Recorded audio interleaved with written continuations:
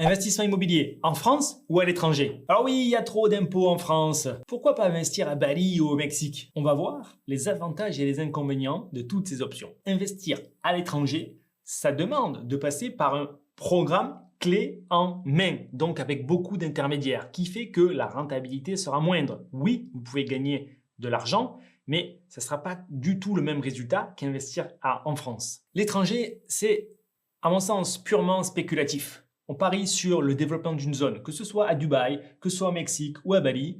On peut acheter un certain prix, faire du cash flow un certain temps et bénéficier éventuellement d'une plus-value à la revente. Ça sous-entend se baser sur du coup des partenaires de confiance ou pas sur place qui vont mettre en place chacune des étapes pour vous. Ça peut plus ou moins bien se passer. Mais en aucun cas, à mon sens, c'est faire des investissements immobiliers créateurs de valeur et d'enrichissement. Parce que c'est assez facile de tout déléguer à quelqu'un et de signer en bas à gauche ou en bas à droite. En plus, ces investissements seront majoritairement rentables uniquement en location courte durée. À l'inverse, investir en France, pourquoi est-ce que pour moi c'est le paradis de l'investisseur immobilier?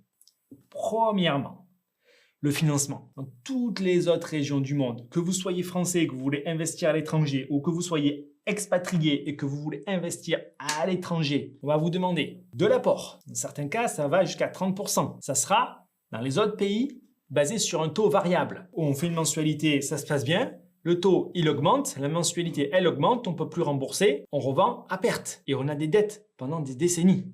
La France, on n'est pas dans ce système-là. La France, c'est le seul pays où on peut encore investir sans mettre d'apport ou en mettant un minimum d'apport. Investir en France, lorsqu'on est résident fiscal français, c'est magique, c'est merveilleux. On a accès aux meilleures conditions de financement par rapport aux autres pays. Sans oublier que les taux sont relativement bas par rapport aux autres pays, encore une fois. La fiscalité est elle aussi très avantageuse, puisque du coup, on peut ne pas avoir d'impôts à payer pendant de très longues années. Si on fait des travaux et si on est sur les bons régimes fiscaux. On peut, en France, obtenir des subventions, donc de l'argent gratuit pour faire de la rénovation ou de la création d'appartements. C'est en utilisant ces trois effets de levier qui font de la France, à mon sens, une région beaucoup plus intéressante pour investir dans l'immobilier. Pourquoi aller investir du coup à Dubaï? Pourquoi aller investir à Bali, au Mexique, à Budapest, à Bucarest ou je ne sais où? Il n'y a pas plus puissant que la France. Maintenant, c'est pas facile. Plus compliqué que déléguer des projets à des personnes qui sont sur place et qui vont se dire, qui vont être les investisseurs immobiliers. Parce que c'est pas quand on délègue ce type de projet à d'autres personnes qu'on est investisseur immobilier. Il faut bien le comprendre. L'investisseur immobilier, il est dans la rue, il fait des visites, il se balade dans les chantiers. Okay? Il ne fait pas que signer des papiers et mettre d'autres personnes à le faire à sa place. Si vous voulez développer un patrimoine qui sera rentable dans 25 ans, vous pouvez le déléguer. Mais que ce soit en France, à l'étranger, si vous voulez arriver à développer ce patrimoine de manière rentable, dès le premier jour de location, qui s'autofinance en location longue durée, sans prendre de risques, donc rentable en courte durée, mais aussi en longue durée. D'accord? C'est ça qu'il faut comprendre.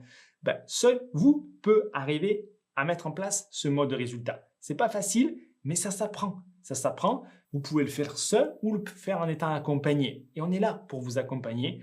Regardez les descriptions de cette vidéo. Il y a des e-books. Vous pouvez comprendre exactement quelles sont les stratégies, les méthodes à mettre en place qui sont à votre portée pour commencer de la bonne manière. Donc en gros, investir à l'étranger, c'est bien souvent du clé en main qui va rapporter quelques pourcentages de rentabilité, mais avec un fort degré de risque, puisque basé uniquement sur la location courte durée dans des pays dont on ne maîtrise ni la fiscalité, ni les changements législatifs. J'ai un ami qui est portugais. Il souhaite effectivement acquérir un appartement au Portugal, à Lisbonne, pour aller voir sa famille quand il rentre chez lui.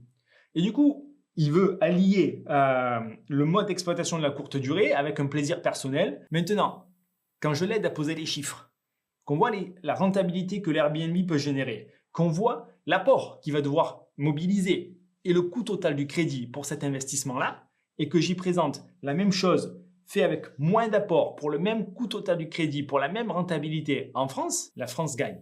En réalité, il n'y aura pas plus sûr, plus intéressant financièrement, fiscalement que la France pour faire de l'immobilier. C'est pour ça que j'aime dire la France, c'est le paradis de l'investisseur immobilier. Si et seulement si on connaît les règles du jeu. Ce n'est pas facile. C'est plus facile de déléguer tout à un prestataire qui va s'en occuper. Mais ça sera beaucoup plus intéressant.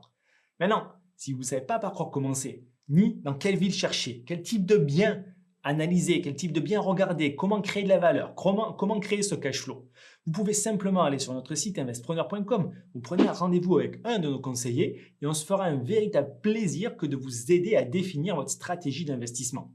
C'était Julien Malingo, je suis ravi de vous avoir fait cette vidéo et je vous retrouve très vite pour la prochaine. Ciao, ciao, ciao!